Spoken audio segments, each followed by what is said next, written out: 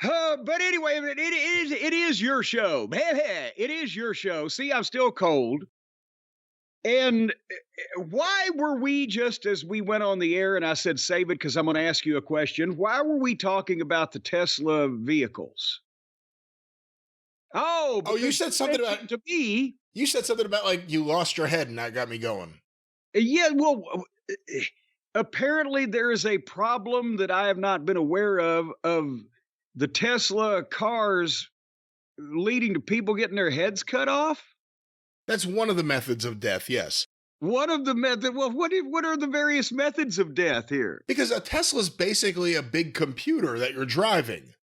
So sometimes the computer doesn't cooperate, or the computer doesn't necessarily see things that an awake, alert driver would. It doesn't necessarily see eye to eye with what's really happening. I want to say, and if I am wrong, I apologize, but I believe I've seen this on several things. There's been a few deaths, at least, of Tesla drivers who either fell asleep behind the wheel because the car drives itself, or they just weren't.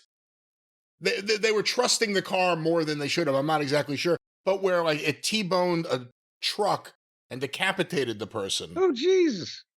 And then there are other cases. I think it just happened where Well, it actually people that's not burned even up to death because but like that's they couldn't get. hold on now. I got to get picky with you. That's not a T-bone. That's when they run up under the truck, and the only thing that doesn't clear under the truck is your head. Right, but it's not from front or behind. I think It's these from the side, instances yeah, were from yeah. the side. Yeah. Not a Jane Mansfield type of thing, but a fucking sideways type of thing. No, what other famous, not a James Dean kind of situation or a Jan Berry kind of situation? What other famous Dead Man's Curve? Well, I was about to say nobody comes back from Dead Man's Curve, but here was why I said, well, save this and just tell me on the air because now I'm completely fucked up because I thought the Teslas were the electric cars. See, Right. I ever think about this. The only car that I bought in a long time, 20 years was, well, two for Stacy in that time, but she picked it. Hers is not a self-driving car, but it has the screen and it has the sensors and it has the cameras and it has the beeping and the alarms and whatever the fuck. And if somebody tries to veer over, it will move for you. And or it will brake for you if you're coming up too fast on a thing too close that it feels or whatever, and it scares the shit out of me, and I don't want to be anywhere in it. She'll drive me from one side of the subdivision over there back home, and that's about because it scares the shit out of me. The only other is she car breaking that much? Is it such a frequent issue? No, it just when that it will do that. Then I don't ever know when it's going to do that on its own.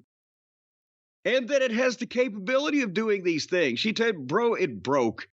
It braked, Bracken, whatever. It did that thing on the interstate on her one time when this guy fucking swerved over in front doing something. And she said, whoa, like shit, that happened quickly. But it dings and all the cameras and the angles and the screens as big as a goddamn drive-in movie. And I can't stand that shit. Tesla's known for their big screens in the car. But that's not even a self-driving car, and it scares the shit out of me. I can't imagine any human being that was concerned with their self-preservation riding in a car that was driving itself, and you didn't have anything to do with it. Well, you see, I think you have the option to drive, and that's the other thing. What really scares me is I have heard from friends in the past who got stuck in their Tesla. They couldn't get the computer to open. I believe there was just like a couple of deaths of people who burned up in their car because there was some kind of accident and they couldn't get out of the Tesla because whatever happened triggered the wiring or whatever. I don't know what happened, but they couldn't get out. The point is, fuck the car trying to be smarter than me. If you do not have your feet on the pedals and your hands on the steering wheel and sitting behind the fucking controls of the goddamn thing with your eyes open, you ain't driving a fucking car. And if you or either one ain't driving a fucking car, I ain't riding in the fucking car that we're in.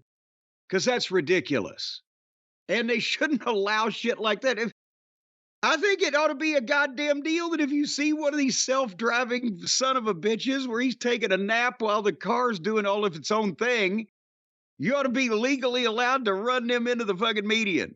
Have you ever seen those videos like people on the highway and they film the car next to them driving by and it's a Tesla and the person's asleep at the wheel? They're like the seat is reclined. Yes. And like they're passed out.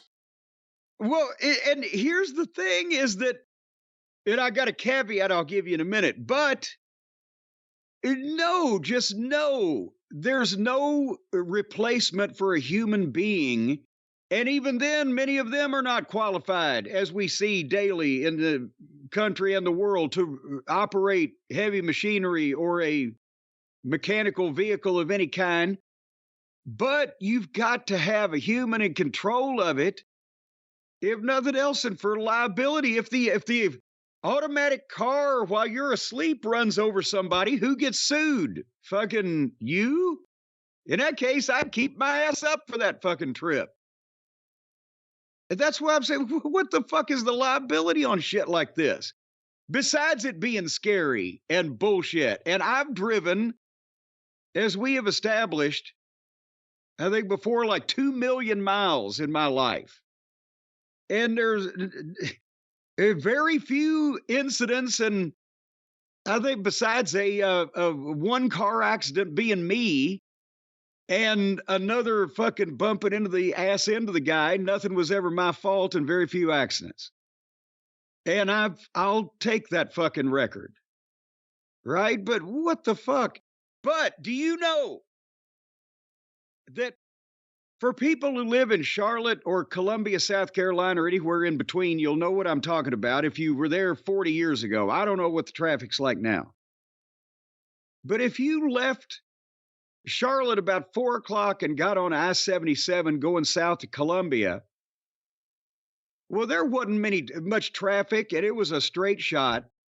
And we were just doing the last show we talked about where I said I was always sleepy during the day and I drove the boys at night so they could drink, and they usually drove during the day and I'd sleep in the back seat or whatever, right?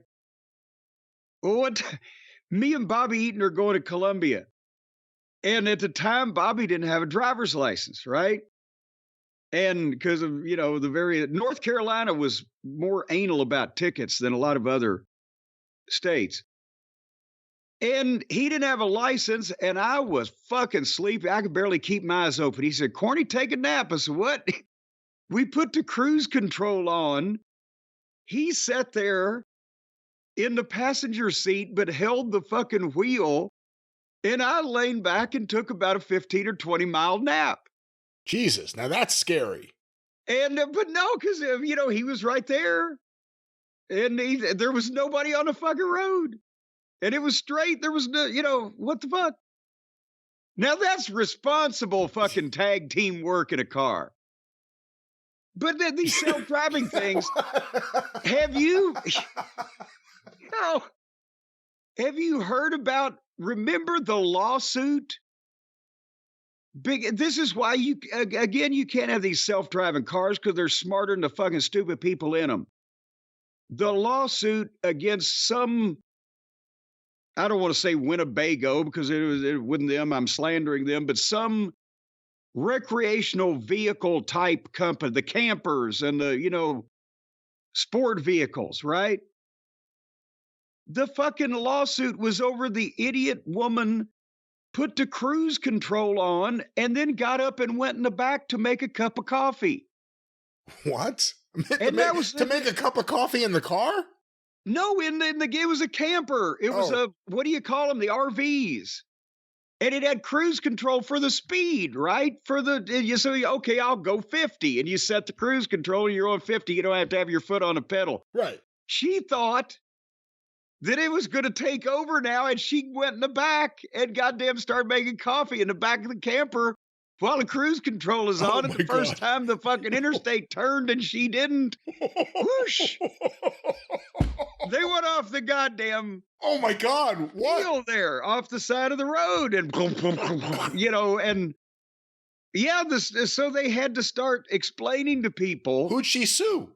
I don't remember whether it was her or her family. Somebody that's better on the Google than I am. This was years and years ago, before there was a self-driving car. That's the thing. It wasn't like she thought she just bought one kind of car. This was years ago when it was just a goddamn cruise control on the speed. And she got up and thought she was just I'm on autopilot now. I'll be back here. So you can't fucking give people technology like this because they don't deserve it anyway. Well, that was Auto News. And Jim, on the topic of Auto News, how can people drive on over to Cornette's Collectibles and get their favorite collectibles? I'd prefer nobody drive on over. I don't think the Featherbottoms want company either when they're in a last-minute scramble to fucking fill Christmas orders. But again, folks, if you haven't ordered by the time we're speaking now, you're not going to get it for Christmas. But we're still in business, and we'll take your order, and we'll happily send you the merchandise. But at this point, Merry Christmas, everybody. Oh, and I will say one thing, because we had a last-minute run on T-shirts, and so we said we would bring the thank you, fuck you buys back for Christmas, but since we've run out of a couple of different of the popular sizes of those, we're restocking, as well as some of the Cornette face shirts. So if you see those are sold out, they will be restocked after the holiday period by the time we get them in, because these are we're not just printing these off in the basement now. These are professionally done. So we can't just will it to happen. But we're going to restock all of those if you missed your last-minute crack at it. JimCornette.com.